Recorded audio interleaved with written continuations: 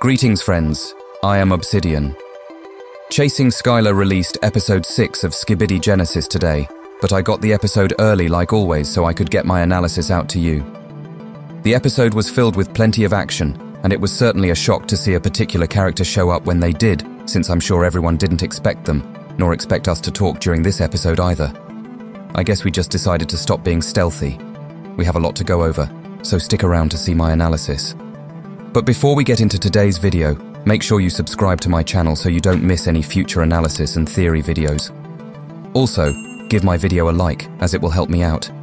It will let me know you appreciate what I do, and this series as a whole, but it will also help me in getting out more analysis and theories in the future. Let's begin. The scene begins where we see a camera-copter flying for a few seconds, and for some reason, it has a protective lens, which gets me to believe that that particular camera-copter was sentient in some way.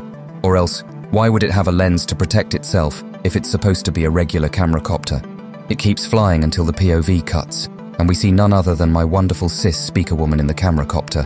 But she looks a little different here. Now this was a shock. I wasn't expecting to see her so soon, but oh well. I guess she just has to be the hero saving the day, I guess.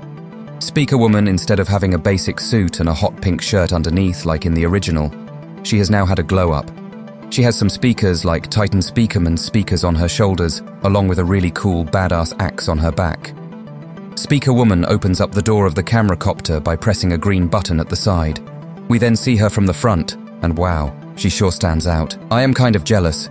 She's always fashionably late, of course, here. She begins to look around at all the chaos going on outside, before we come to see a SKIBIDI toilet that has stopped and notice the copter with her in it. The SKIBIDI dummy sends out a rocket hurtling towards Speaker Woman, who knows this is her cue to jump out of the camera copter as it explodes, and she continues on with what she is doing.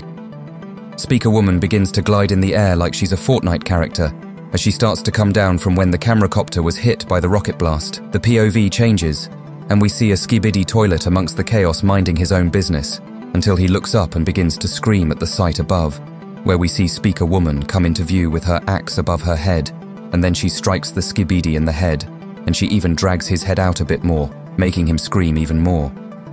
She kicks this SKIBIDI toilet away after attacking it, and watches as the toilet begins to fall down to the earth at a very fast pace. Suddenly, we see Speaker Woman take out a cool-looking blaster gun, and we hear a sudden sound before she drops down to find her next target, which happens to be a SKIBIDI copter. Speaker Woman cocks her gun and sends a shot out, which soon hits the SKIBIDI copter before he can even react, and we see her zoom past, like she's really on a mission. Please slow down, sis, or one of these days, you'll end up hurting yourself. But she never listens to me. She's always trying to one-up me in terms of skill and combat, and one day, it's going to be too much to handle. I keep telling her, but she doesn't really care.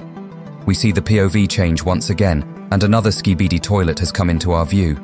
We soon see Speaker Woman land on the back of the SKIBIDI toilet and stick her knife into the back of his head and begins to ride it like a vehicle, like she's Ratatouille in a kitchen, and makes the SKIBIDI glide to where she needs to be. Not gonna lie, but this scene looked like it was super fun, but it's always my sis getting to do the fun things, and I don't, though one day, it might cost her her life, and I sure hope that day never comes to be a reality. This definitely needs to change because I know I'm pretty cool myself, and I want to take more risks, as I do think I can do a much better job at handling dangerous situations than she can, if I'm gonna be real, at least in my universe here. Speaker Woman gives one last pull on the blade once again, as epic music plays, and the SKIBIDI blows up due to hitting the wall of the tower base. Another change, and we see Gold Speakerman and I still in the same location as last time. I guess we've been just sleeping for the past hour, and then we wake up and stand around when a blast has distracted them from their thoughts, and they both soon see my sister land in front of them, as she says, "Hi." I am definitely confused in this part when I reply with, "Wait, what?" Speaker Woman begins to reply as she says, "HQ sent me. They lost contact with you and decided it was time to bring in a pro. I guess this was not what I needed," as I reply with, "Pro. Don't make me laugh." We have encountered heavy resistance. These SKIBIDI toilets have been enhanced. I think we have a highly advanced scientist somewhere in this base producing these toilets. Now this is interesting. I wonder if the scientist toilet of our universe is the same as the original, or if it's Dr. Kleiner. I honestly don't remember, but maybe it will come back to me if I do see them later on. Speaker Woman talks again and asks, "Where is the rest of your team?" And Gold, what happened to your arm? Gold Speaker Man is definitely a man of few words, since he just replies with, "Yeah, it's new. Do you like it?" That's definitely not what she was asking, bro. Perhaps actually answer the question without answering with a question. Or maybe he just doesn't like to yap a lot like I am doing right now, which I can understand, and that's what makes my bro unique here, I guess. But bro tried to rizz up my sister by asking that question. Of course he would. I speak again when I say Diamond and Silver are missing. We haven't been able to contact HQ since we entered the facility.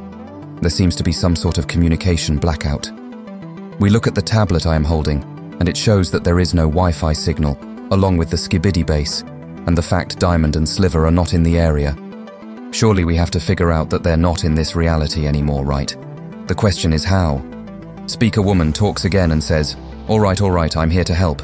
And since you're still the commanding officer here, lead the way, sir." Speaker Woman does a salute towards me, as the POV looks to me again, and I nod back at her in response to what she just said, and I'm happy she respected me here. I am the better one after all, and I am the commander here. She better address me as sir, because I am the leader here. The scene changes, and we are now back at the back rooms. We can hear electric sparks going off as we look at the body of Silver Speakerman, and we soon see the outcome of what happened to him, which is a beheading. This terrible fate is one that I feared, and hopefully we can fix him should we be able to get him back. First, the stabbing from the mutant, and now this. This looks a whole lot worse, and I fear that he may not come back by the time that we reach him. It may be too late to bring him back, and if I do find his body, I will avenge him, and I'll play no more games.